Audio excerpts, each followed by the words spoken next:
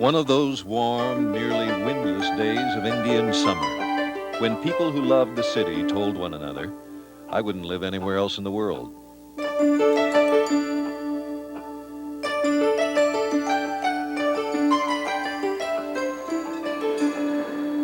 A very slow day for news. The space shuttle launch was postponed by rainstorms in Florida. A last chance to light up on the airliners. The House banned smoking on domestic flights. Evidence of a rat problem at Sunnyvale Mall made the early edition.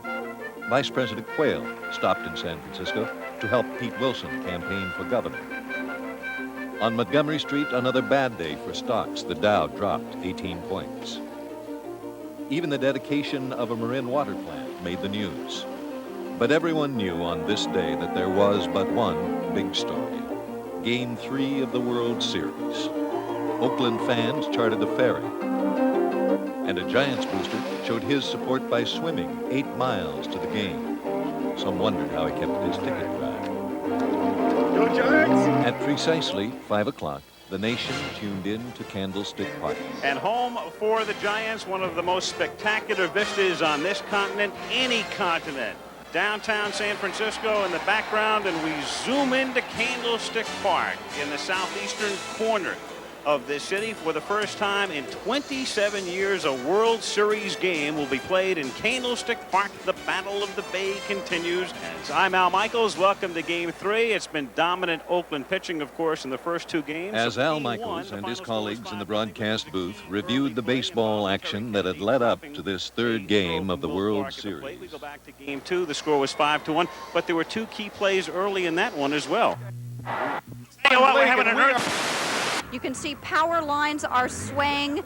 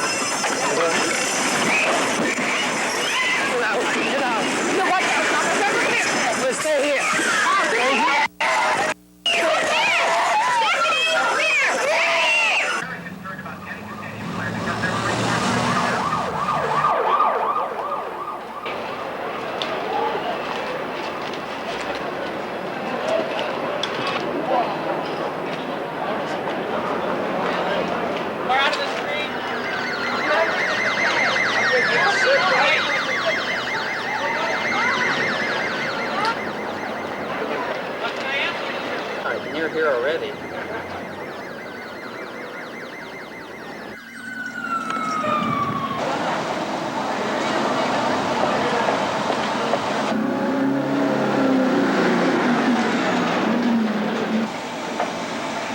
This is Cheryl Jennings in the Channel 7 newsroom. As you may have noticed, our power was knocked out just as some of the pre-game activities for the World Series was getting underway. That game is scheduled to start any moment now. A major earthquake, an earthquake which was felt from Oakland to Sacramento, as far south as Los Angeles. We have reports of major power outages in San Francisco and reports throughout the Bay Area. Pete Wilson is out at Candlestick right now. Let's see if we can go to Pete Wilson live to see if there was anything felt out at the stick. Pete? Cheryl, obviously people are terribly nervous here. The power is off in Candlestick Park. This quake hit, as you have told people, just shortly after 5 o'clock. It was very obvious very quickly. The building began to shake. It terrified people. There was yelling and screaming almost instantaneously. The cars here in the parking lot were rolling back and forth, literally bouncing on the ground as this lasted for several seconds. These folks quieted down very quickly, but there is considerable concern because, as we know, a lot of the Giants fans are from the South Bay, and that seems to be the direction of the quake. That's the biggest one we've ever felt. We were up in 32. We could see the whole upper deck was just going like this, and the expansion joint was just moving like that. The whole tower was undulating, and the catwalk was undulating, and the pole was moving like, I'd say, at least 10 or 12 feet back and forth like that. I don't want to stay in that place anyway. I was up at the top row, the last seat, and it was ugly. I've never felt more unsecure in my life, so helpless. But I'm safe and I'm happy. Ladies and gentlemen, we are postponing the game because there is no power in the stadium. There has been a power failure, therefore the game will be postponed. We ask that you hold on to your tickets as rain checks will be honored. Thank you. All of a sudden it hit and I was, whoa, where am I? And I still feel real sick. This year, I'm not coming back. If it was up to me, I'll leave tonight on a plane to Florida. I saw the skyboxes up there and the window was really shaking, and at about the same time, I felt my feet underneath my feet just like a wave. Only those with portable radios or battery TV sets at Candlestick Park were beginning to discover, with the rest of the world, the serious dimensions of the quake. We're here at the UC Berkeley seismology station where they reported the strong earthquake at exactly 5:04 p.m. They have determined that the epicenter was exactly 10 miles northeast of Santa Cruz, 20 miles south of San Jose. That it is in fact a 7.0 on the Richter scale. Been numerous aftershocks since then. The magnitude of this earthquake brought down a 50-foot section, the cantilever section of the Bay Bridge. We understand that there have been cars trapped. That is the Cypress section of the Nimitz Freeway, and you can see, oh my God, look at that.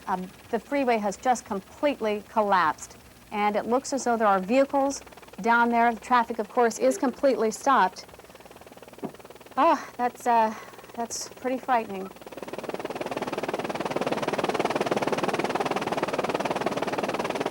We have pictures of a fire in Berkeley. I'm told the location is Berkeley. It is a major fire, a large fire nearly half a block long. The fire that has filled the skies over the East Bay is coming from this building here in Berkeley. It is a garage mechanics building where they do a lot of repairing on cars.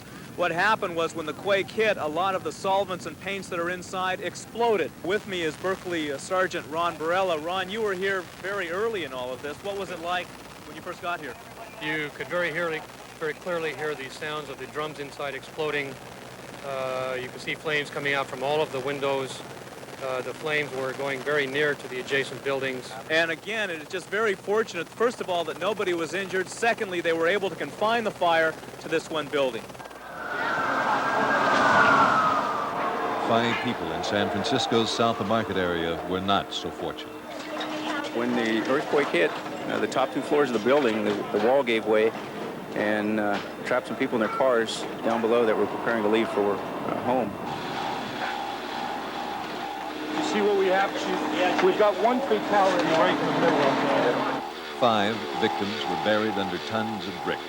Firefighters and volunteers dug frantically into the rubble, but there were no survivors. Meanwhile, across the bay, other volunteers were having more success with rescue efforts. Dozens of motorists trapped on the collapsed cypress span of the Nimitz Freeway were being helped to safety. Company right across the street has some extension ladders. We went over there, clammed the fence, got the ladders, threw them back over the fence, and that's how we got up on top of the freeway, because the fire department was not here. No one was here but us. But before nightfall, the awful toll at the collapsed freeway would begin to come clear. Reporter Leslie Brinkley was driving on the Bay Bridge when the earthquake hit.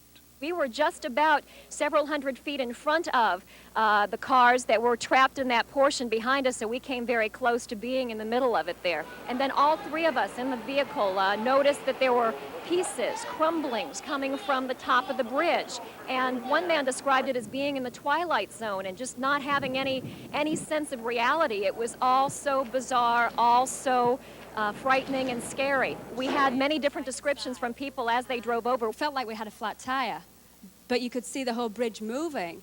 Then the next thing, the traffic started slowing down, and then we saw a man on a bike coming against the traffic, and the traffic was still doing 30 miles an hour.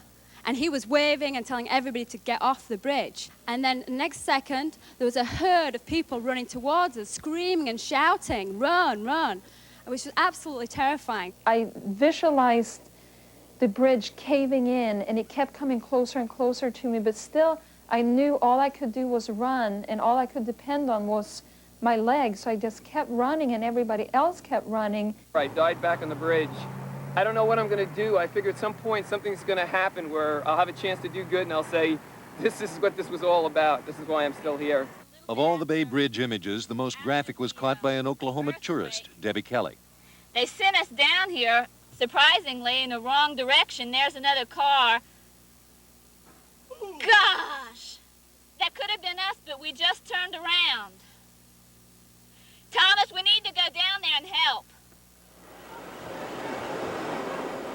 You could see a piece of the bridge was missing, just a hole in front of you. And she was going so fast, she may simply not have seen it. She just wanted to get off that bridge as fast as she could. And so went speeding along, and she never hit her brakes even. I don't know if she thought she was going to jump it or just didn't see it.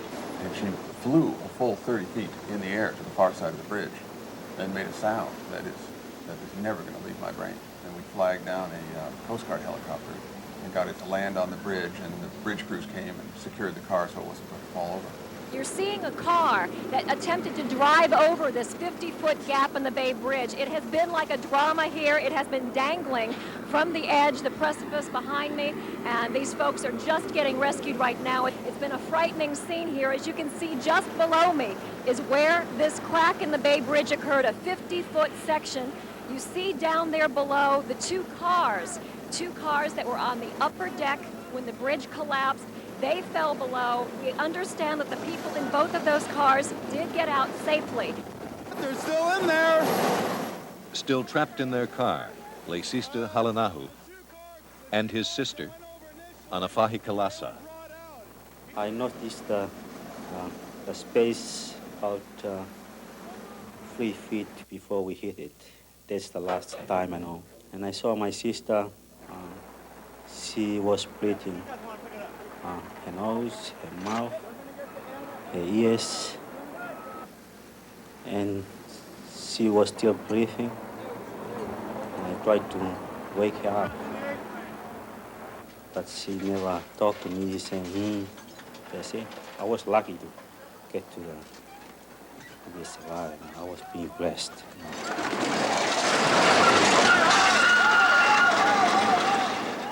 Halanahu was hospitalized with serious but not fatal injuries. His sister was dead on the right. While that life and death drama was played out on the Bay Bridge, an ominous black plume rose over San Francisco. I know there is a fire in what would be the Marina District, or very close to it. It's not far from Fisherman's Wharf. It would be in the northern section of the city. It appeared to me maybe a half a mile in from San Francisco Bay, and that appears to be the most serious of the fires that I'm able to see at this particular point.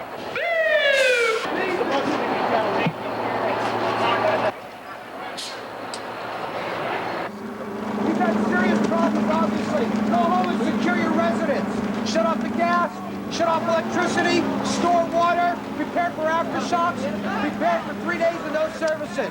You got 90 minutes of light left. You better make use of your time. Go, prepare yourselves. Prepare yourselves. Shut off the gas, shut off electricity, store water in your bathtub. Don't expect services for 72 hours, okay? Prepare yourself for nightfall. You have about 1 hour of light left. Prepare for aftershocks. Make sure your building is sound enough to go back inside.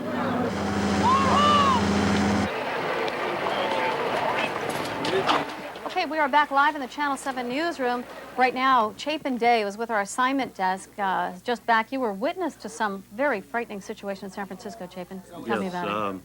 I was in Mill Valley at the time of the quake, drove back across the bridge. In the Marina District, there's a major fire burning in the area of Divisadero and Jefferson in what is the remains of a number, and I could not tell because of all the smoke, how many. Okay, we have pictures up there now, Okay. Chapin. Maybe you can walk us through this. I saw several buildings collapse. I mean, apartment buildings of 4 to 5 stories with 1 or 2 stories collapsed. The fire is now going quite strong. Fire units are responding. People in the street, stunned, walking around. What happened? Where is so-and-so? People trying to make sense of what's happened. And the marina, which of course is built on the landfill from the old fair in 1915, is now in serious jeopardy. There are large cracks in many, many homes.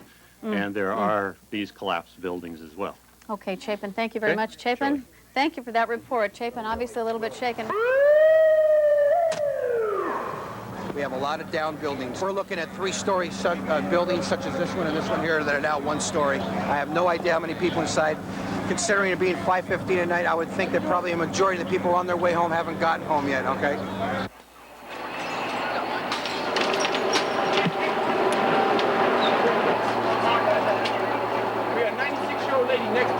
navigation station's up on the 3rd floor in the back. 3rd floor in the back. Right next door, next door. Here we go, man. Take a blow, bud.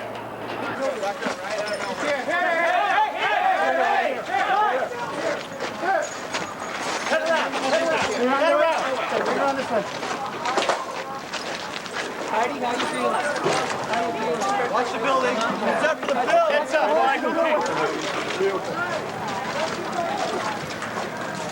Okay, let's keep everybody back this way now. To Laura Marquez, who is standing by to give us a live update. I'm at the corner of Jefferson and Divisadero. You can see this building is collapsed. They don't know if people are still in there or if they aren't. You can see the fire down past me. What has happened is that the natural gas lines have ruptured, and that is what has caused that fire. The water lines have ruptured. There is no water coming out of the fire hydrants. People are running into this building that Randy's now showing you, and they are looking for people. They're asking for people to come by. They're saying that people are still trapped in there. We were down at number 2 Cervantes. Another building like this one had collapsed. I had 2 deaths confirmed there. People are trying to get other people out of them. The marina is really hard hit. There are cracks everywhere. Everywhere you go, you can see these buildings collapse. They're real concerned that they're going to have the fire spreading because they have no water left in any of the fire hydrants. The only water they're using is right off of the fire trucks. The marina area has been hit very badly. We are on a landfill here, as Chapin already mentioned. It's very bad here. Coming into the city, crossing Golden Gate Bridge, you can see the fire in the marina. Up the street where the fire was, it was like a volcano, just roaring up the center of the block. Going out of town, it was bumper to bumper. The lights are out all the way down here. And to the south, the jammed corridor between the city and Candlestick Park. Thousands who had vacated the stadium were now stopped dead on the freeways. The major link between San Francisco and the East Bay was gone. There is no traffic. There is no way across the bay right now via the bridge. While we're up here, we can see a lot of lights are on. Electricity has started to come back. But as I look over towards San Francisco at the other end of the Bay Bridge, you can see San Francisco is in blackness still. None of the lights are on in the downtown area of San Francisco. So obviously a lot of power outages continue in the city. With traffic signals dark through much of the city, hundreds of volunteers had taken to the streets of their own volition to direct traffic. Many would work through the night. San Francisco's 2 daily newspapers, the Chronicle and the Examiner, were being put together by candle and flashlight. Many phones and computers were dead. The word processor was out. The old manual typewriter was We're just going to spike it. We sent a second take with the inserts. Viacom went off the air, and of course we went off the air. We're running on generator power right now. Most of the major radio and television newsrooms were out of operation only briefly, then broadcast through the night on diesel generator. Here in the Channel 7 newsroom, we felt a jolt, and we all shouted earthquake, and then it hit and knocked us off the air. It knocked televisions off of the stands here. And all of a sudden, people got very nervous and very scared. Ana Chavez was... Throughout the Bay Area, hotels had no power, no air conditioning, no operating elevators. Restaurants were without light or refrigeration, so perishable food was on the house. And as soon as emergency power could be fired up, television sets were turned on. With telephone lines jammed, TV sometimes became an improvised means of reassuring concerned relatives. We're okay, Mom. Hi, Sue. Hi, Tony. This is where they're putting people who have not been able to find hotel space. As you can imagine, they evacuated somewhere between 15 and 25,000 people from this airport after the quake hit. The hotels are jammed out here around the airport. Some people just can't find any place to sleep or to stay. So they've brought them to the south terminal. They're sleeping here. The airport continues to be closed. It's a ghost town up here. We're on the departure level. We are finally allowed up here. There are garbage trucks and trash hauling trucks that have moved up, and I'm going to show you why. We're going to take a walk inside the terminal here and show you exactly what happened out here. As you can see, it looks pretty much like a war zone. Ron, if you can pan down here. This is all the drop ceiling in the new international terminal. This all came down in the quake, but as far as structural damage goes, they say they have inspected the airport. They can't find any major structural problems in the buildings. The runways are okay. They've checked those out, but still they've decided that they really can't even entertain the notion of flights going in or out. There were people walking down with their luggage, and A lot of people were complaining, didn't even know the severity of this whole thing, obviously. They'd just gotten off flights. They were out here waiting to go on flights. We had to tell them that this was a major earthquake. There were injuries, there had been deaths, there were fires in the city, and people were pretty much sitting around outside with their luggage waiting for buses in shock. They don't know when they're going to reopen this airport. There is a lot to clean up.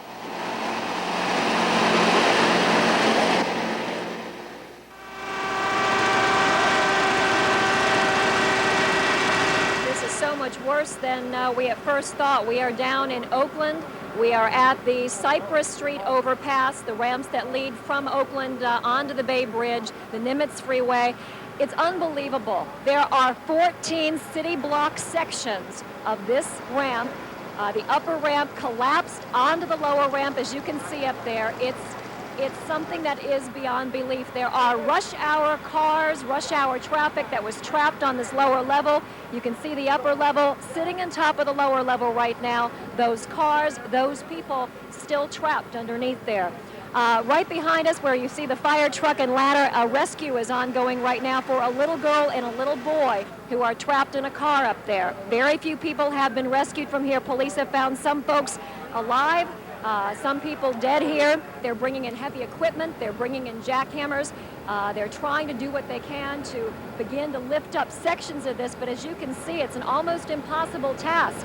It's going to be months, we're told, before this section of the freeway is even close to opening again, and we just don't know how long it's going to take to get these other people out. Tell me what you can about the rescue of these kids up there, what you saw up there, what you heard up there.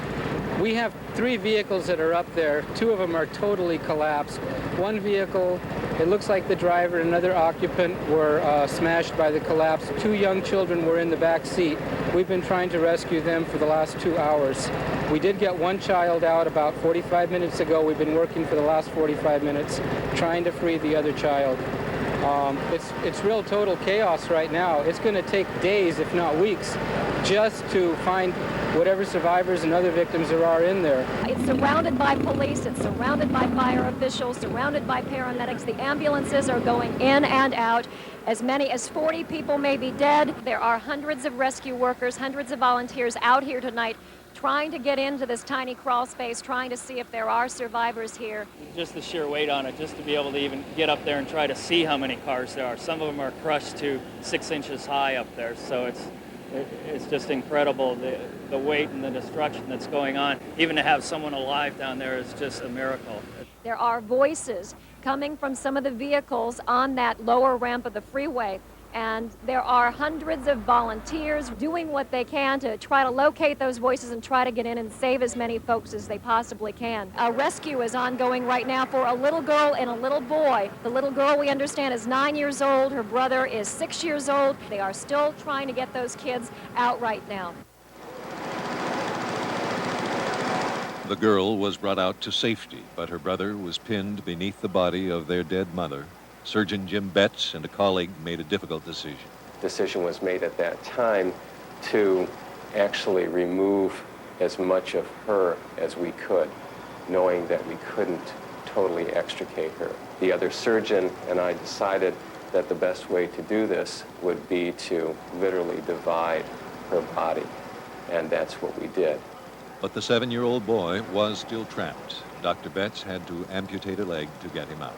And I literally had to lie on my stomach on the corner of the back seat of this car to reach down inside to get to his leg. Finally, after 2 hours of surgery, the small victim was on his way to an Oakland hospital. I think deep in my heart, I felt that if it were my child or the family would be able to be there, that they would agree with any decision possible to go ahead and save the life of this boy. We would have liked to have gotten him out of the car earlier. It looks as though he hasn't suffered significant untoward effects of being out there for that long, of being cold, of being in shock. By now, the first reports were coming in from Santa Cruz, a city virtually isolated. This town of 40,000 is about 10 miles from the epicenter of the earthquake. You would expect the damage to be severe here, and it is. The downtown section of Santa Cruz is basically gone. All the old brick, unreinforced buildings have collapsed. This is a department store called Ford's. It collapsed The second story came down into the first floor, trapping several people inside. At least 3 people are known to have died here on the mall, perhaps 12 to 14 total in Santa Cruz. Authorities do not have a final fatality figure. Many, many other people are injured. I was down at the other end of the mall, Ford's department store, and the windows blew out, and I heard the ceiling come in, and that's right away I just went up the mall and realized pretty much the whole mall had come down. And there was a woman screaming inside the Ford's department store. About 10 of us jumped in right away. And since then, we've been up and down the mall trying to find anybody else. Have they found other people? As far as I know, they found another man here, and they think there's a woman in there because they heard her crying for help. So they're trying to find out. They had rescue crews in there going brick by brick, but the tremors kept bringing everybody back out. You felt that too, right? Here we go again.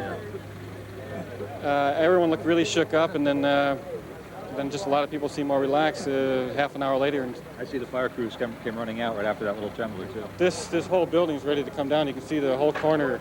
The whole corner is just bricks keep shifting and stuff. I guess what happened, they heard a woman's voice for a while, and things shifted like now, and things started dropping, and they haven't heard her since. A couple of trees came down on cars, but mostly I think every window in the mall was blown out. Water pipes were shooting. It smelled like gas. Every gas line was broken. People are camped out on their front lawns and will be sleeping on their lawns tonight as aftershock after aftershock continues to roll through this area. At one large retirement home, people in wheelchairs and crutches are sleeping in the parking lot rather than stay inside their old home. The problem here is unreinforced buildings. The second and third floors of these buildings have been vacant for some time because of the fears of earthquake damage. When the earthquake did hit, it was the people who were inside on the first floor who bore the brunt of that damage. Santa Cruz, Watsonville, the areas further south are all getting this sort of damage in these older buildings. Santa Cruz itself is virtually isolated. It took me 5 hours to get here tonight on a drive that is normally 3 hours. Most of the roads in or out of Santa Cruz are blocked by boulders falling on the highways and giant redwood trees closing the highways.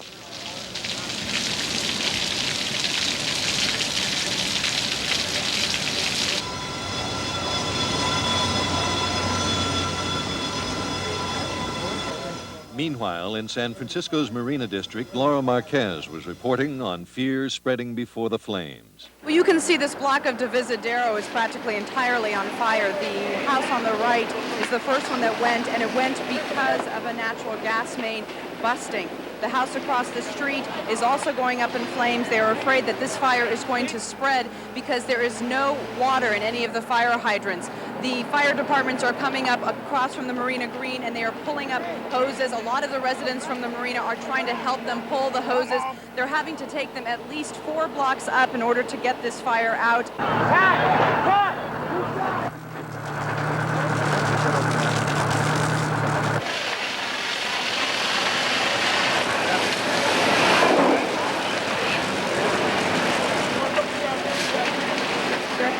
A couple of deaths. They believe at least a couple of deaths. There has not been any confirmed, but they do know that one person was coming out into an ambulance.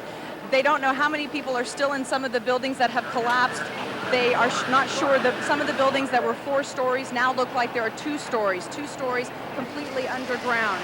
They're trying to get this fire out. They still have not been able to shut off the gas, and that is the biggest problem. They're trying to find out where that is.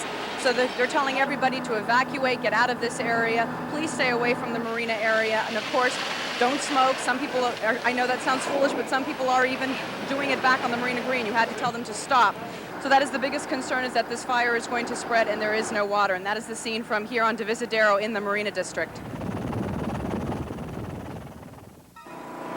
I'm in the lobby here at the Marina Middle School. It's at the corner of Chestnut and Fillmore, only about a block away from where Laura described that terrible devastation. Several hundred people, most of the Marina District residents, are getting shelter, food, clothing, warm blankets. Again, these people have pitched in to try to do everything they could to save their neighborhood and each other. Earlier, I talked to one elderly couple who said that their lives were only saved because of some young neighbors. I'm okay. Yeah, how did you get out? From by the window. You climbed out the fire escape? No, I didn't. The people climbed for me and they brought me down. People we never knew and they never knew us, but they carried us in their arms down the stairs, and they didn't leave us one limb. And even now some young folks said, are very kind of helping us to find a shelter. We can't thank them enough. But we lost everything and all our places in shambles and our bodies are probably dead and we lost everything. Try to find more food and drinking water and portable toilets because the facility in this building is off. And I try to find that one for giving the more secure shelter for the victims. If there is something positive in the mood here at Marina Middle School among the survivors, it is this. They helped one another. They helped one another all night long. I'm here live at Moscone Center. This is one of those 3 major centers that the American Red Cross has set up as shelters for some of the people.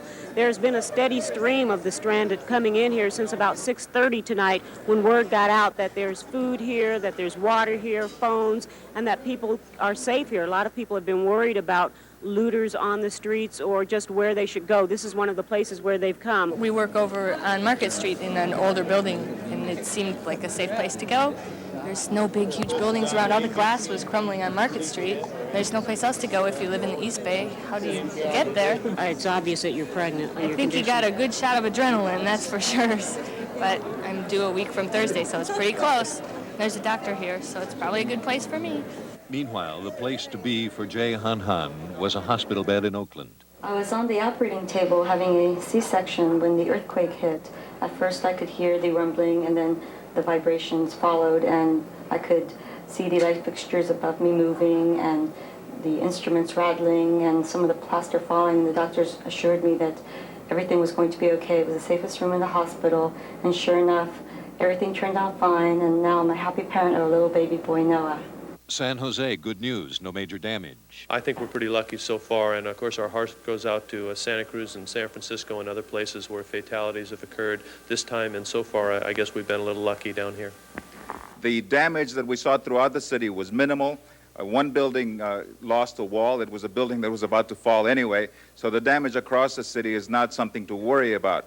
Now, even the San Francisco fire scene was looking better. This fire is coming under control. You can see the white smoke, and the fire chief tells me that when you see the white smoke, that means they've got it just about under control, but not before. They had one building completely demolished. Well, right now you're seeing the end of a calamity. We had 2, 3, 4, 5, 6 buildings collapse, all different stages of collapse, some severe, as you can see in the background here. Whether there are people in it, we don't know yet. There's an adage, we have search and rescue teams, but we're going to wait 6 hours or so. If they're not dead now, with 6 hours they'll make it, but we have to get engineers to see that we're not going to compound the hazard by sending our men in there. Mayor Art Agnos returning from a helicopter inspection of his city. Well, the city seems in reasonably good shape. The lights are out in most of the city, although the emergency light seems to be on in those areas like hospitals and those kinds of facilities. The most serious problem we can see from the air is a tremendous traffic jam, mainly in those areas trying to leave the city. We have no reports of any disorder at this time. Everybody are being good citizens, which is something we would expect to San Francisco. What is fire in the marina is all right? The fire in the marina is under control. It's dying down right now. The biggest problem I could see from the air, as I said, is tremendous traffic problems. Our fire stations are up and running. We've just put out a major fire. There are no others in the city, so things are under control. We want people And across the bay, I'm at Jack London Square in Oakland. Jack London Square in Oakland. This was the site of a A's rally earlier today. There's a big screen TV set up here. Now it's the site where people are coming off ferry boats from San Francisco. It's really the only way that they are getting from San Francisco to their homes here in the East Bay. That they're going to be home safe. They're going to be home very late, but they'll be home safe tonight. We have quite a bit of damage in the downtown area, mostly some rubble from older buildings and also from some new buildings as well. I think it's the AT&T building, also in downtown. It is one of the newer buildings, so this earthquake did not show any favorites. Old buildings and new buildings alike were damaged throughout the downtown area. As driving through the East Bay, we were in Berkeley and in Oakland for the most part, and it was a strange sight. Whole entire blocks would be out, yet one block over there would be lights on, and you couldn't tell that there was ever any problem. So it's a very eerie situation. We talked to some people at a BART station. They did not know when the trains would be running again, other than to say it was going to be several hours before they checked that out. if there's any words of wisdom that we can tell you, it's please stay off the street. Let us bring you the pictures, and just stay out of the way because downtown is a mess.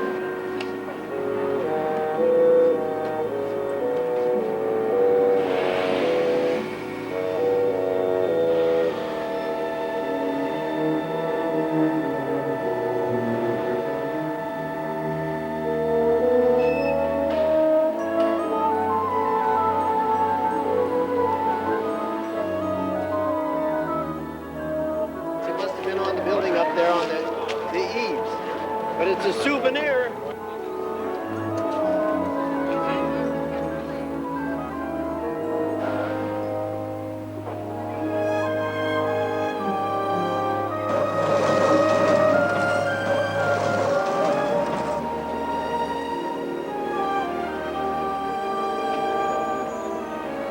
Been to the 5.4 in Livermore, about 3 miles from the epicenter.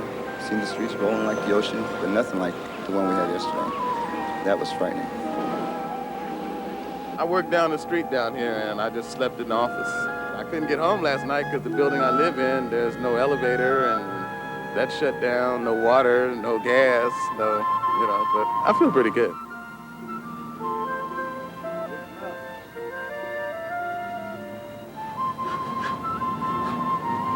It hurts. I mean, I just saw it. I was cleaning up the building, and I just fixed it all nice, the displays and everything. And now everything is just shredded. It hurts. And the store shelves were all down, and they told them it was an earthquake. And I was like, oh, my God, I can't believe it. I see all the people that died on the Nimitz Freeway and everything. I just feel sorry. My heart goes out to them. It really does. We went under the second deck, crawled in, and looked around, and all we could see was pinned cars. We called out, was anybody alive? No one answered. There are very few spaces that people can get to right now because of the way the freeway has collapsed on top of the vehicles. It's not looking good. I mean, we're hoping that there are some spots that there's some survivors, but from what we've seen as it sits right now, we've seen absolute destruction.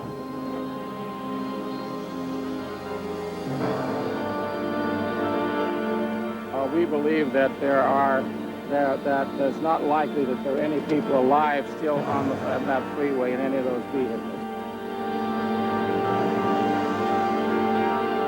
I'm here solely to look for my son, to know if he's alive or dead. Maybe he could be in a coma or something of a nature like that where he can't respond or show any body signs, but he could be still alive. Daniel Ruby's vigil would prove futile. His son Juan did not survive.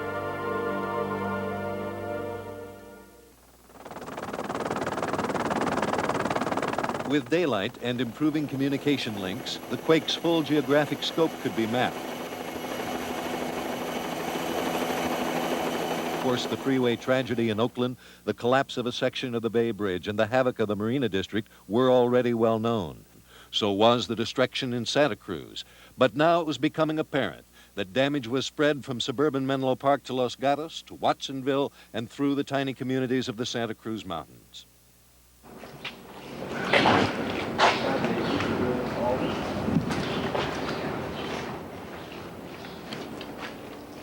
The town was hard hit, yet the pattern of damage was random and arbitrary.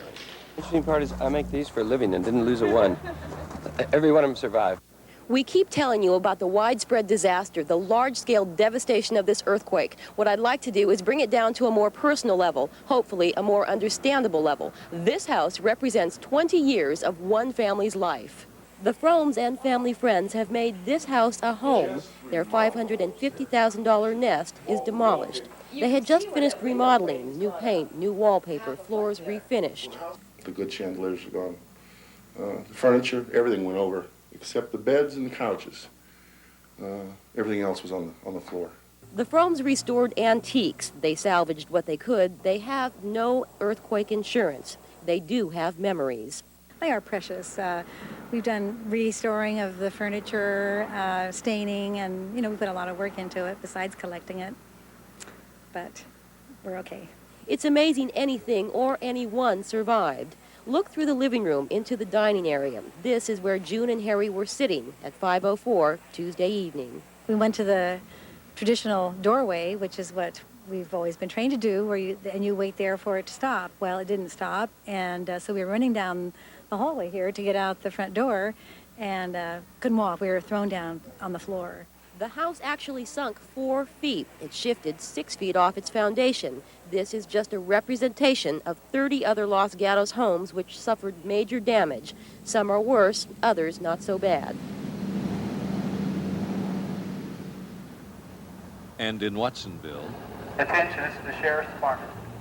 Many buildings are structurally unsound and subject to falling. You are to leave the area immediately.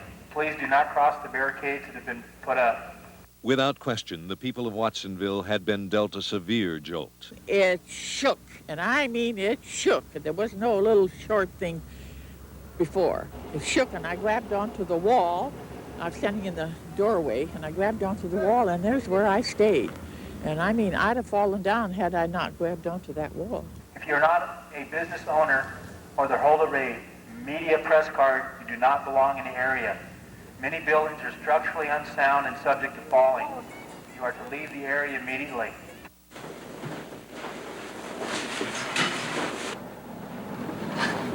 This damaged house in which we're standing is in the Santa Cruz Mountains. We won't give you the precise location out of respect to the neighbors who complained.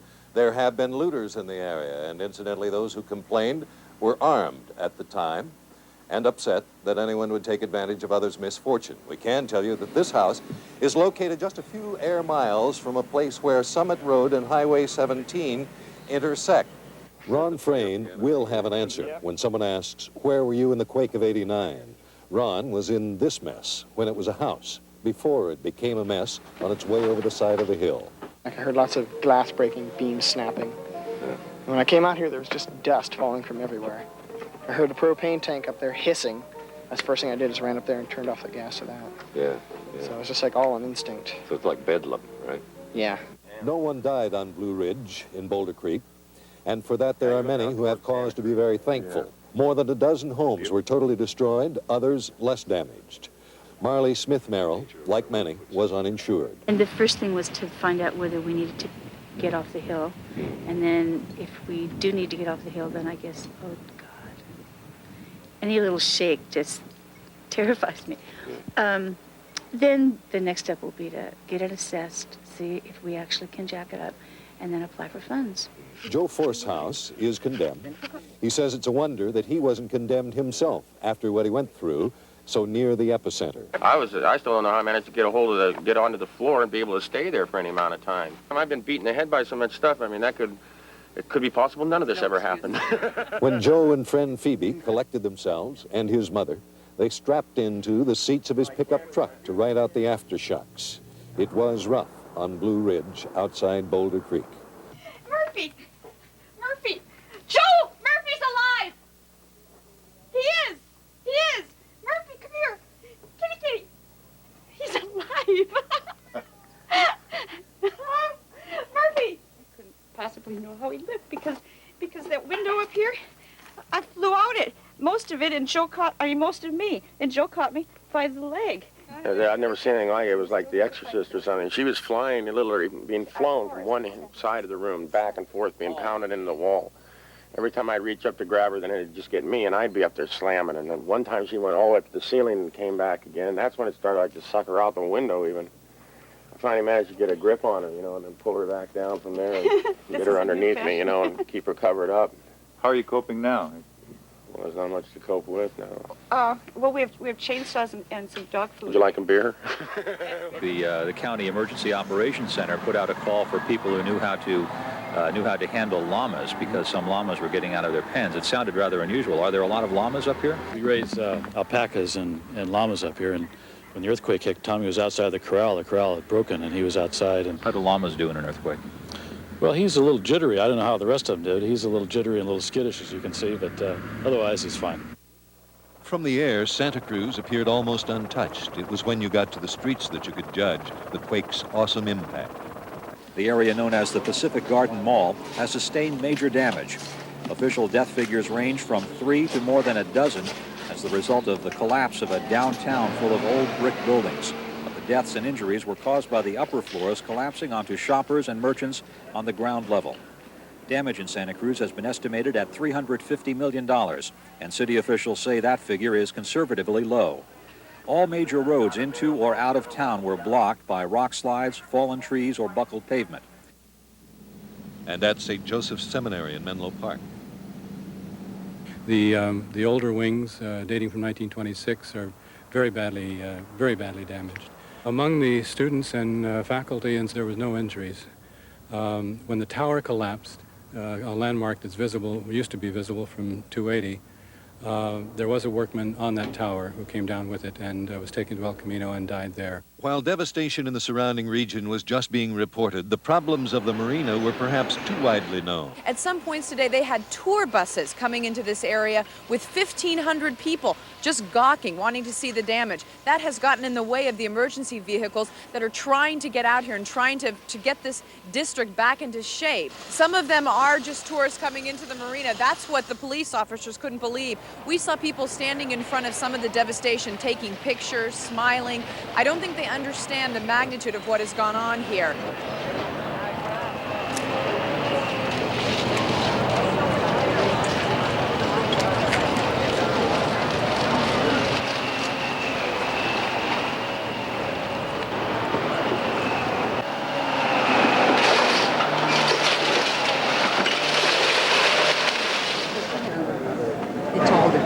It's awful. It's terrible. I don't believe it.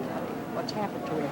From citizens of the marina, many kinds of human reactions. It's Skip and Phyllis just got out of there. I just can't believe it. And I can't believe her father got out on the second floor. He was, otherwise, he would have been gone because he's home. I was downtown in the financial district, but my fiance was home, and he was walking down the steps, and he made it to the middle of the street and literally saw the building come down in front of him. I'm just glad we're alive, but there's nothing there. Everything's gone. I have a little baby about 9 days old, and they're at the top floor of the house on the left. And I just feel very fortunate they have out. Now that I see it today, I got a second grief, I guess, just to figure out what the hell is going to happen now. I'm sure everybody feels the same way. Filling up the toilets so I can flush them. What kind of shape is your house in? Actually, mine got very little damage. It just got worse as you went down the block. So, as a matter of fact, except for some of the china in the dining room, none of my dishes broke, or really nothing was out of place. I'm more than thankful. It's a blessing that the whole block didn't burn down last night, actually. I just saw the chandelier shaking, and I was just thrust forward towards my front bay window. And I didn't realize I was at ground level. I thought I was still up on the third floor, but I looked out the window, and there were bikers there, and he helped me out. And there were 2 people trapped underneath me, and I could hear them screaming. And he went and got some firemen to come and get them out, and they had to saw a hole in the floor to pull them out, but they were alive. I don't know what I'm going to be doing, what's going to happen next. All my memories are there. Everything I had was in that building. And when I started seeing the wall split apart, I knew it was the big one. And everything just came crashing down. I tried to get out the door, and as I did, I saw this door this stair flip up, and then I just saw the sidewalks open up. And then I looked, and there was just a cloud of dust, and this place had already gone over in a matter of 15 seconds. That whole apartment building was gone. And then I watched a man from the third story climb out that window right there. He rode it all the way down.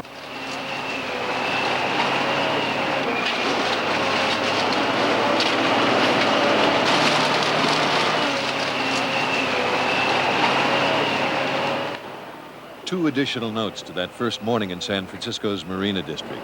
Vice President Dan Quayle made a brief tour of the ruins. And an enterprising T-shirt salesman had already set up a sidewalk display and was open for business. Those of us that survived, we want to have something to take back home. I'm going back to Connecticut, he's going back to Okinawa. We want to have something to commemorate the earthquake. We've all seen the horrors of what happened in the Marina District and the collapse of the freeway over in the East Bay, but other areas have been hit too, perhaps not as hard. But this, for example, is what's happening in the Richmond District of San Francisco.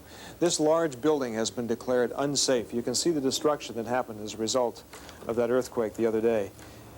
This is just typical of what we found out here. Other buildings maybe not declared unsafe yet, but as you drive along the streets, along California Street, Clement Street, and out in the avenues, you can see places that are all cracked and broken along the bottoms of the houses. We talked to a group of people who live in the Richmond District, and they were taking a very philosophical view of what happened. The first thing I thought of was how lucky I was, because so many people were crashed, like when the freeways fell. And just things like, all the things we took for granted, I realized. I love San Francisco. It can shake, rattle, and roll as long as it wants to. I'm not going to move out. Just as long as family and friends and the city can get back together, I'd never leave here. Well, I've just noticed that people have been a lot kinder to each other the past couple of days, and unfortunately that probably won't continue, but I wish it would. What you found out is who you could count on and who you couldn't when the quake happened, because I was in a high-rise building in the financial district. Some of the people banded together and helped each other. Others just scattered and went their own way and were only concerned with themselves. So you found out very quickly who you can count on and who you can't. Every place that we were, people that were at my house were calling, they could see everything, and we're listening to the radio. And next time we're having a battery-powered television set so we can see it too. And this is what we've been finding in some of these big apartment houses here in the Richmond. Obviously it says unsafe, do not enter or occupy. Comment, structure leaning noticeably, evidence of some extent of foundation failure. This is the kind of thing that people are going to have to deal with for a long time. The city came around and he posted it, and we asked him what that meant, if we could enter. He said at your own risk, but he wouldn't spend the night, he said. There is scattered evidence of destruction all around Oakland. Owners of the Ebony Plaza Hotel removed signs that dangled precariously, but it wasn't enough to inspire confidence in residents that the hotel is safe. Look at it. It's down at the bottom and it looks like it could cave in at any time. I just don't feel safe. I didn't feel safe when I came here. It's just that this is something just temporarily for me until I can get something better. Damage was particularly acute in the downtown area. Some of it is obvious, like the fallen bricks at the Old Swans Market at 10th and Clay, or the Emporium Capwell building on Telegraph. Other buildings required a closer look, like the 1420 Broadway building across from City Hall, its facade cracked in patterns that signal its demise. Oakland City Hall is closed for at least 2 months. City Hall West, however, might be closed forever. Inside are offices tossed around like they were in a blender, walls deeply cracked, and a stairway barely visible through a window that completely collapsed.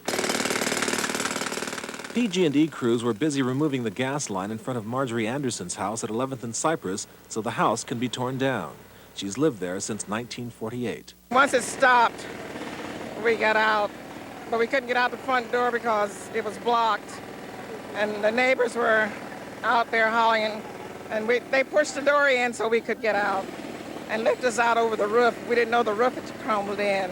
84-year-old Mahalia C. Williams isn't sure about the fate of her West Oakland home of more than 30 years. She's just glad to have survived. I just thank God that I was blessed. I said, save me. I said, Lord, have mercy, save me, save me, save me. And I felt happy and glad, it came on out. I didn't get excited. I just thank God that he saved me. About 150 residents of the Dalziel Hotel need a new home. Dorothy Williams was one of those evacuated during the quake who returned to reclaim belongings. But property wasn't her biggest concern. The third and the fourth window up there is where my apartment, and my cat's still up there.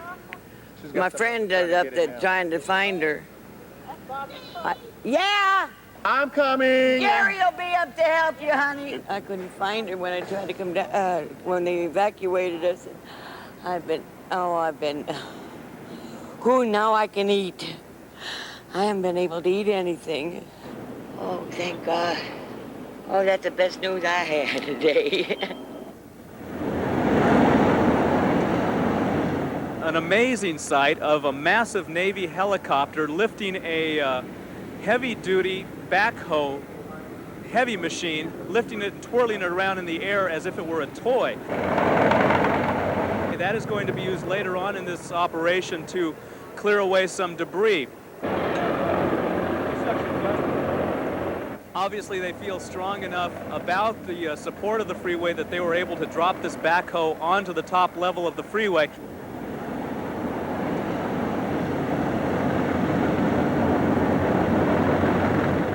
Heavy equipment began rolling in before dawn and continued throughout the day.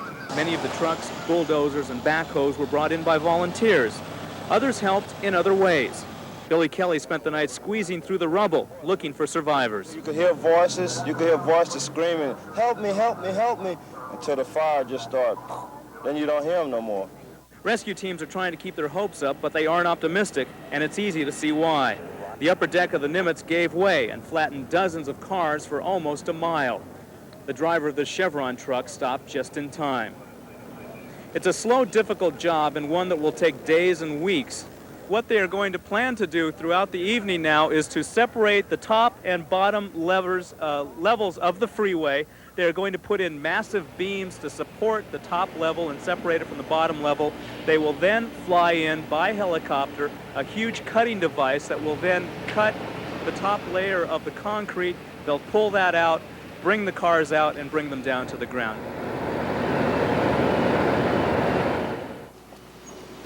Most traffic lights were still out, but much of the city was getting back to normal when San Francisco's Mayor Agnos made a summary report. In general, we are in excellent shape considering what we've been through in the last 24 hours, and the city is returning to normal in virtually every sphere of functioning for the city. Crime was extraordinarily low. People responded by caring for one another rather than doing damage throughout this. On an average night in San Francisco, there are 100 arrests. Last night, there were 25. The public health department has told me that there were about 100 casualties that were brought to the hospital. They handled them easily. About 25 of them were serious and were handled as well. The library has been closed because it is structurally unsafe at this time, pending further review. The main library, there are over 250,000 books on the floor. We're going to need some help, and we'll be calling on volunteers once the building is safe to help us restore it into working order. The Academy of Sciences came through pretty well. None of the animals or fish were hurt. However, it does need considerable cleanup and will be closed until Sunday. The Asian Art Museum lost an estimated $10 to $15 million worth of art that was damaged. However, that is insured. That's only a rather Pyrrhic victory because obviously we can't replace the art even though the insurance pays for it. But there was a long night ahead in the blacked-out Marina District. It's a lot of people, a lot of tension, a lot of nervous energy, and people just pulling together. People came to us for coffee and tea, and when we didn't have enough, they asked if they could help out. So it's everybody just kind of banding together. It's unbelievable. It's just amazing. And there's food lines going and housing going and seniors on this end and people just coming from their homes wanting to volunteer like we did. We have a lot of people from Fillmore to Baker and from Francisco down to the Marina Boulevard, elderly people that are still in their buildings. They don't know what's going on, 80s and 90-year-olds. And if they need medical assistance, they got to try to contact the Red Cross. We got crews going out in the street with bullhorns trying to contact them. You know how many we got out? How many? I'd say about 10 tonight, about 30 today in the afternoon. They didn't even know that, there might be danger. The buildings are all structurally unsound on the bottom. I mean, I'm not an engineer, but we try to get out as many people as possible. And a lot of Italian, I speak Italian, so there's a lot of Italian-speaking people out there that don't understand the English. So we need to announce it, if maybe in a couple of languages would be a good idea. You have a place to stay? We're staying here. Yeah, they've been really great too. This is really an incredible effort. They went from nothing, a school here, to feeding people gourmet food practically. I mean, if you need a bottle of milk or you need a place to sleep or whatever, you just want to go home, but, you know. Tonight's a whole different night than last night. Describe to me the feeling out here. It seems a lot eerier. I don't know what it is. To me, it kind of brings home the earthquake, the bodies finally being brought out, the long search for them. The department actually knew the location of the bodies and was able to see the victims, but we couldn't reach them because of the hazardous condition in the building. So the decision was to knock it down and chart the location of the victims, and then go after them with heavy equipment and manpower. We provided banks of public telephones for the use of the homeless, and we made those phones available free of charge on local and long-distance calls. I know I had trouble getting chlorate myself today. Each click represents the beginning or end of a phone call, 80 million of which have been placed or received in the Greater Bay Area between the time of the quake and midnight last night, 2 to 3 times the normal volume. Some of those calls were processed more slowly than usual, but Pac Bell contends that no persistent caller failed to make connection. A lot of people aren't used to waiting for a dial tone, and so they put down the receiver and try again.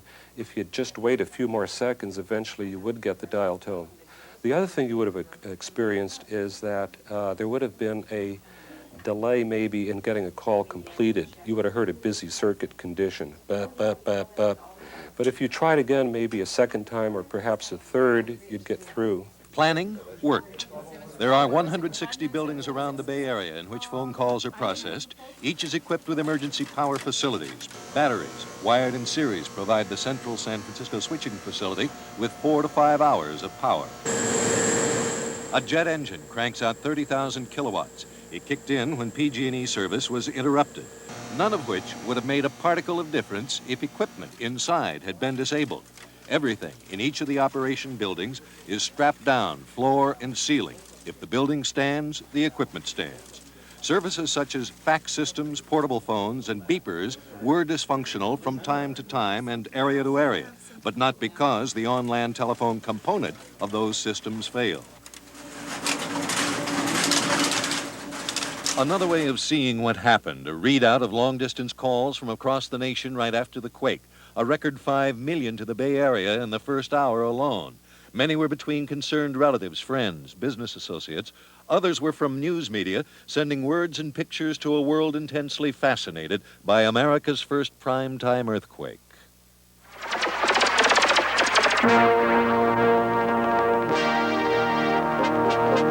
이번 지진으로 가장 피해가 심했던 오클랜드 지역의 우리 교포들의 피해 상황. Ancora piena emergenza a San Francisco.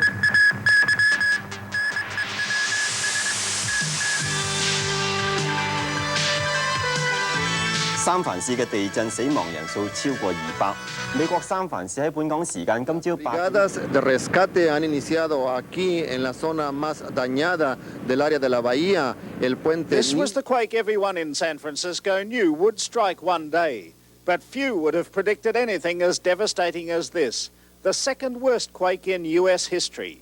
By the second night, reporters and correspondents were stacked back to back, soon to be followed by TV anchors and star personalities from a dozen countries. Que también se busca reparar y retirar las moles de concreto que sean. 明かりが帰ってきましたが、暖房や料理に必要なガスが 12년도에 건축된 이 건물은 처음에는 호텔로 건축되었으나 In some cases, it seemed, the further away the audience, the more devastating the reports. To some overseas television viewers, it must have seemed that all of Northern California was in ruins, its cities totally devastated, the entire population dead or maimed. As the casualty figures rise into the hundreds, it's obvious many of the victims won't be found for days. This is the human face of an earthquake. Television, with big lights and sometimes big stars, strode in with high profile. thus claiming perhaps more than its share of both compliments and criticism. But print journalism deserves its measure of each, and no matter where you lived in the world, your daily paper was running its biggest headlines over a San Francisco dateline. The coverage was as varied as the headlines, the writing as differing as the readership.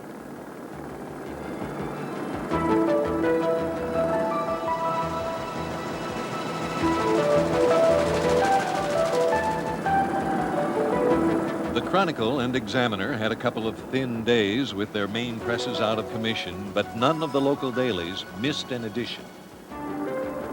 By the time the slick magazines hit newsstands, only the most remote jungle tribesmen could have been unaware that Northern California had faced catastrophe and survived. Caltrans crews are working on both levels of the bridge, trying to figure out the best way to remove the upper roadbed, which collapsed onto the lower deck. This will not be an easy task. This section of roadbed weighs about 250 tons. Workmen will have to separate it from the bridge and then lift it out of the way and onto a barge in the middle of San Francisco Bay. Here on the upper deck, crews are busy trying to lash the collapsed section of the deck onto the secure portion of the upper roadway in a way to keep it from falling further in case there are any aftershocks. It appears the high-rise section of the bridge moved horizontally or sideways. The massive column that supports the collapsed section moved easterly by about 6 inches, shearing off 5-inch diameter bolts on 2 of the legs. There is now a possibility some of the other support columns to the east also may have suffered stress or damage. With a major artery between San Francisco and the East Bay severed, massive traffic jams were predicted. But the first couple of mornings held some surprises as reporters were called in live from major checkpoints. We are at the San Mateo Bridge, and as you can see behind me, traffic is very heavy heading westbound into San Francisco. I talked to some of the people at the Toll Plaza Administration Building, and they told me that they thought traffic was twice as heavy as usual. Up until a few minutes ago, I was prepared to tell you that traffic was running fairly smoothly here on the Dumbarton. Obviously, that's not the case anymore, and as you can imagine, beyond the toll gate, which is a couple of thousand yards behind me, there must be a terrific backup. Expect heavy traffic. We already have it on southbound 880, leading through the Oakland area, down all the way to the San Mateo Bridge, Highway 92. There's just no way to avoid that. And as we discussed before, the aerial view that we've been getting of the city indicates much is resembling getting back to normal anyway. Much of the power is on, traffic is moving, but one thing that isn't back to normal and glares out at you as something that is definitely a product of this earthquake is that 280 is still closed. As you can see by the clock on the toll plaza, it's reading 7:29. That makes it officially the apex or the height of the morning rush, the morning commute, and it is so far a piece of cake. Things are going so smoothly here, it's eerie. This is about the time I usually come through, and I can tell you this is not what it's usually like. And it is a very good morning here at the Lafayette BART station. I can tell you that this subway system is, if anything, uncrowded this morning. There are probably fewer people than normal riding BART, and that means that if you've got to go into San Francisco, if you've got to go to work, or if you've got to conduct business, BART is definitely the way to go. But on morning 2, the East Bay Freeway was stopped dead at Berkeley.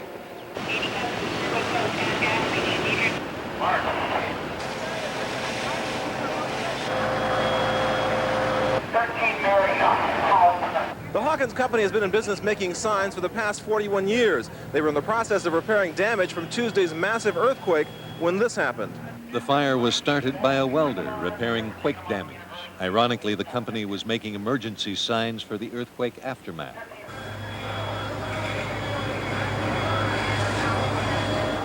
Closed freeways and the collapsed bridge section brought a boom to 2 commuting alternatives. Bay Area Rapid Transit, BART, had been crippled briefly by power failures, then closed for a safety inspection of its Transbay tube. But now, people who had at first been hesitant to venture into its tunnels were boarding BART trains in record numbers. An improvised armada of ferry boats was fanning out across the bay. A fleet of sightseeing and party boats were pressed into service to augment the existing Marin ferries, and more craft were brought in from Seattle, San Diego, and Catalina Island.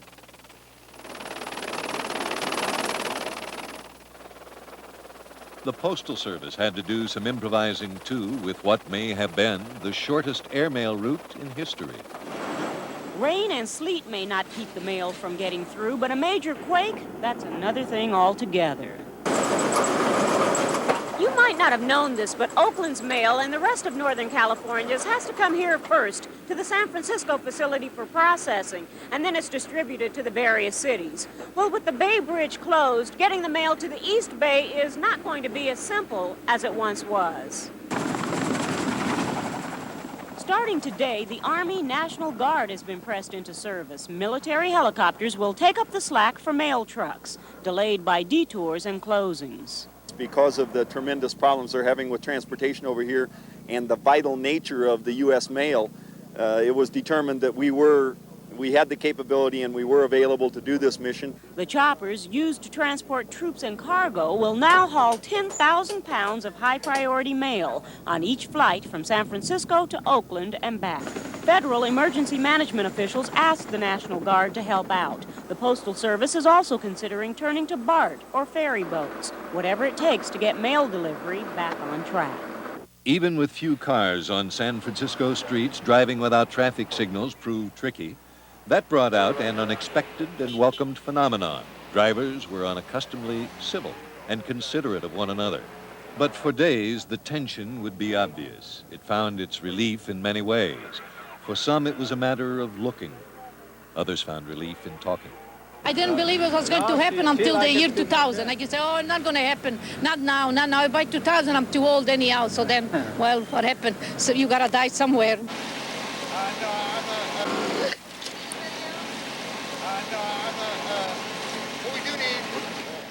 As often as not, the tension broke with unexpected tears.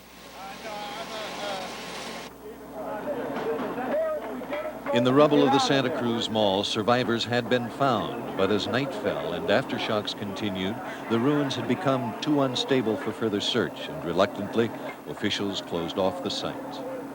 What used to be the ceiling and the walls is now the floor. They dug as much as they could. We used search and rescue dogs to ascertain if there was any type of life they could detect in there. We've done it 3 or 4 times all day, and we've used 4 different dogs. None of the dogs could give any sign that there was any sign of life at the bottom of that pile. Yet, the next day, the friends of one missing woman were still holding out hope. And then... You're looking at a picture of the Santa Cruz County coroner's van, and when it arrived on, it confirmed everyone's worst fears here, and that is that the young woman who has been trapped for 2 days inside one of the buildings at Pacific Garden Mall has been found dead.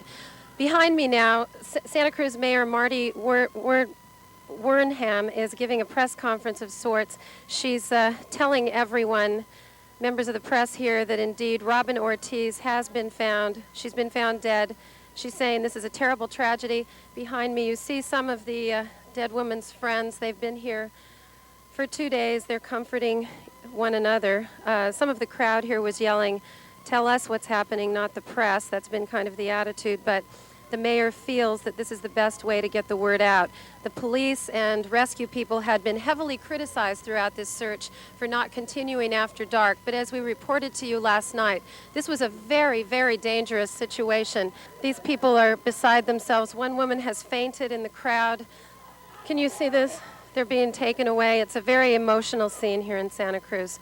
People are quite distraught. We've been here for 2 days, and I feel as if I know this woman. Robin Ortiz is the latest victim of the earthquake. In San Francisco, emotional frustration for a different reason. Hundreds were waiting to hear if their buildings would be torn down. I can't get to my house. I can't find out anything. I don't know. It's right there. It's right there, and I have no idea whether or not they determine if my building is one that has to come down. This whole street is pretty much devastated. These guys won't let me even pass the gate, and that's what's frustrating. I mean, we've slept on the floor in the street last night, and you know, it's kind of it's frustrating. You can see that the building's not safe to inhabit. It's collapsed on the first floor, but if I could have 15 minutes just to take out my most personal belongings, I don't want to carry out a TV. I just want to get letters and pictures and stuff like that. But I think the chances of that are probably slim. It would turn out, eventually, that exact solution was allowed to some. 15 minutes at your own risk. These people are trying to salvage at least something. They have 15 minutes to get all they can. Throwing it out the 4-story window is the easiest way. So if it doesn't survive the fall, that's better than sitting in there and being buried and lose it forever. What was the most important stuff to you then? Well, the documents. And IRS information and bank books and checkbooks. We don't carry checkbooks with us. We had nothing to write checks on. Oh, I'd go back for everything, but I wanted to get out first. It was so terrible. Both of these women, now homeless, are living with a person they met just days ago. These two ladies are with me, and we're just doing the best we can. Thank goodness I can do something. We're just muddling through, aren't we? We're muddling through, and they're gallant. They're really gallant. You know, I haven't seen a tear. If we're going to have any kind of luck at all, it seems like we might have this kind. And I guess if we didn't have bad luck, we wouldn't have any luck. People must take their belongings out on foot because the marina's closed off to cars. But one man's coordinating a U-Haul pickup along Marina Boulevard for anyone who needs it. If you want to, you try to bring your stuff out this intersection here, and then I can just pull the truck up and load it up. Buildings are shifting in the marina day by day, sometimes hourly. Yesterday, you could see this white building's door, and the one next to it, you could see the garages. But they've both fallen down one entire level. These are the anxious faces of the people who live in those two buildings. They want to get in to save at least something, but they won't be able to. A lot different once you're in there than looking from out here.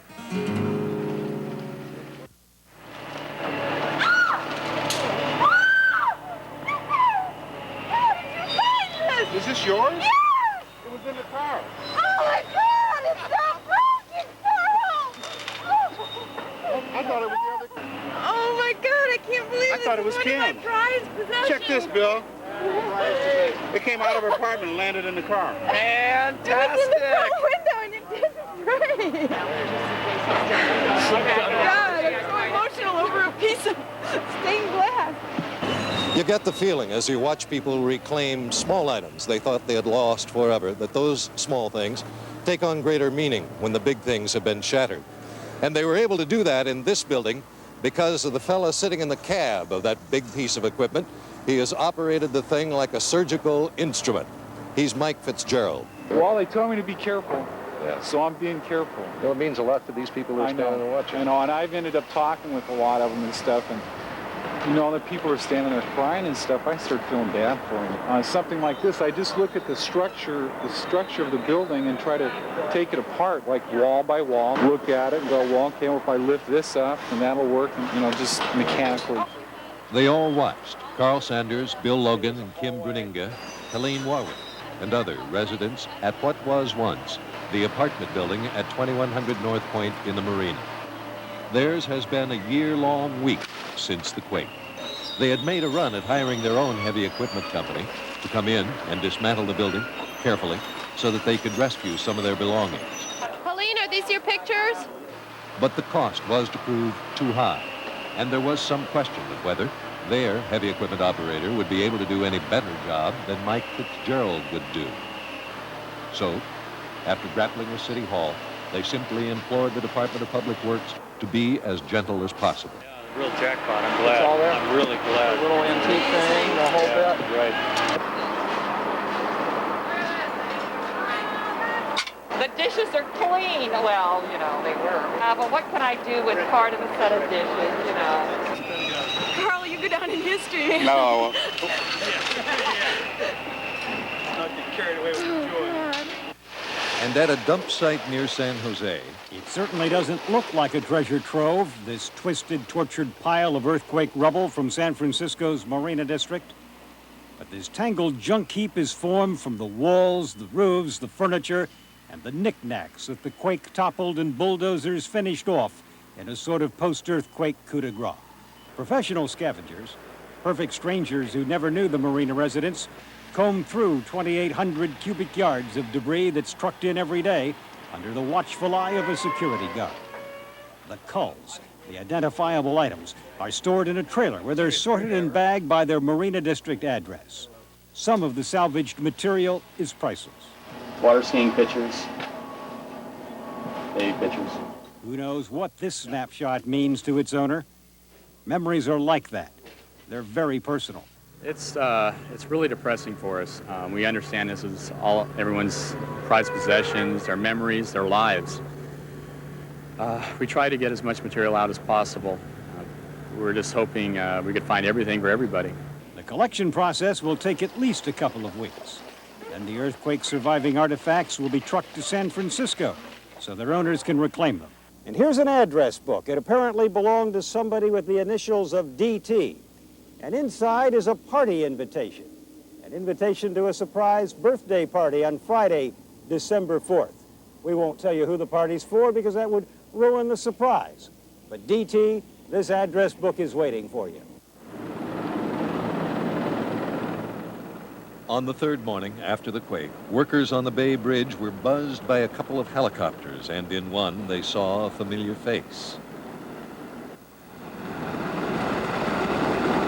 President Bush spent most of the day visiting the hardest-hit sections of Oakland, San Francisco, and Santa Cruz. Well, I'm deeply moved by this, deeply moved by it. Sad in some ways, and yet genuine appreciation for the way this community is pulling together, this state. So there's this human dimension that's brought home much more clearly by coming here. There's no ceiling on the compassion of the American people, and that's the point. And when you look at private efforts, just in what we've seen today, neighbor helps neighbor, friend helps friend. People reaches across and tries to lift up those that are hurt. And so I don't know how you put a price tag on it, but that is the American way. Near the epicenter in the Santa Cruz Mountains, large cracks showed geologists that the Earth had moved not just horizontally, but vertically as well, something scientists had not expected. And the Earth continued to move, with hundreds of aftershocks registering on the Geodesic Survey's readouts. Some felt while reporters were on the air. 7.5 earthquake. You feel that?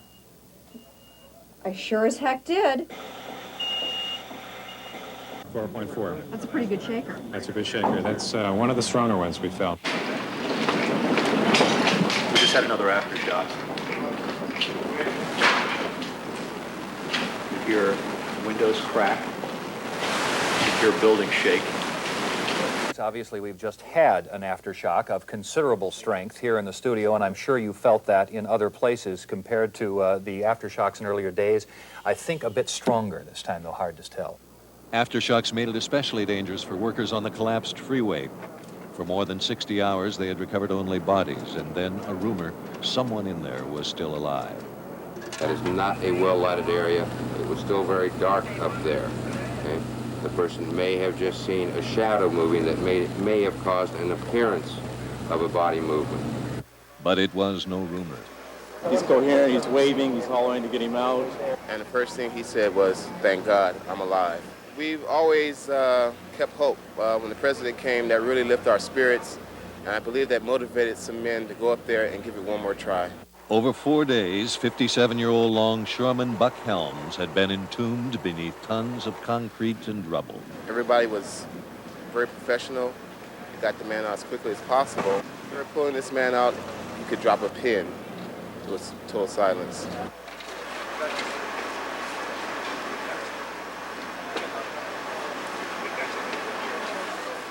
And when he came out, you should have heard those cheers. His friends would say Buck Helms was too tough to die. Fantastic. Absolutely fantastic. It's the greatest rescue ever been involved in, man. It's fabulous. It makes it all worthwhile. All right, it's all worthwhile.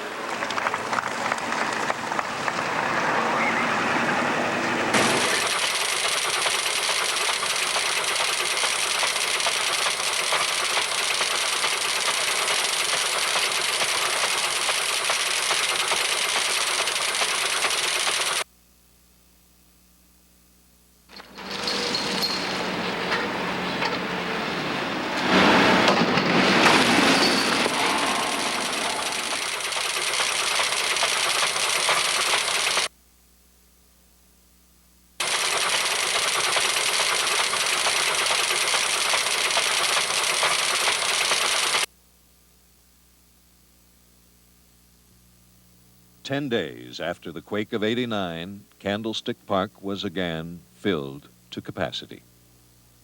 Hi again, everyone. I'm Al Michaels. At this very moment, 10 days ago, we began our telecast with an aerial view of San Francisco, always a spectacular sight, and particularly so on that day because the cloudless sky of October 17th was ice blue, and the reflections of the late day sun sparkled like 1,000 jewels. Then, of course, that feeling of pure radiance was transformed into horror and grief and despair in 15 seconds. And now, on October 27th, like a fighter who's taken a vicious blow to the stomach and has groggily arisen, this region moves on and moves ahead. And one part of that scenario is the resumption of the World Series. No one in this ballpark tonight, no player, no vendor, no fan, no writer, no announcer, in fact, no one in this area, period, can forget the images, the column of smoke in the marina, the severed bridge, the grotesque tangle of concrete in Oakland. The pictures are embedded in our minds. And while the mourning and the agonizing and the after effects continue, in about 30 minutes, the plate umpire, Vic Voltaggio, will say, play ball. And the players will play, the vendors will sell, the crowd will exhort, the announcers will announce. And for many of the 6 million people in this region, it will be like revisiting Fantasyland. But Fantasyland is where baseball comes from anyway. And maybe right about now, that's the perfect place for a 3-hour rest. The experience was unique, the moment unlikely to occur at a baseball game. Thousands sang with relief, gratitude, passionate pride in a city and a region. This great big world to find the place you love. My home upon the hill. I love you still. I've been away, but now I'm back to tell you. San Francisco, open your golden gate. You let no stranger wait outside your door. San Francisco, here is your wandering one. Say I want to know more. Other places only make me love you best. Tell me you're the heart of all the golden west. San Francisco, welcome me home again. I'm coming home to go, going no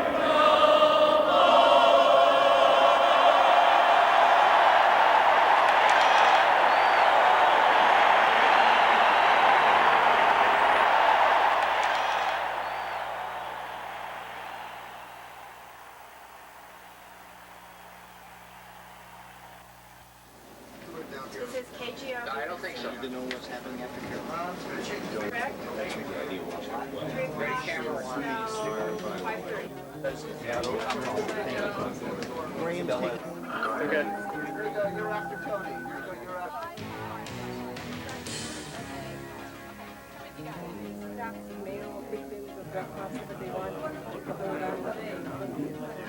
Well, they're big. As well as they're getting the road. There were some cracks down here that weren't there during the quake, and I drove by the road. Process can be ongoing, and the grandparents can arrive from Vietnam and help the family out at this time. All right, Marty Gonzalez, thank you for that update from the 880 freeway and the search continues. Did you ever get No, I'm just coming inside. Is there any way to patch right down here more? 057 is the pool sanitary. 59. 59 is pool sanitary. Hey, Daryl? With us, volunteer with the... Yeah, 33,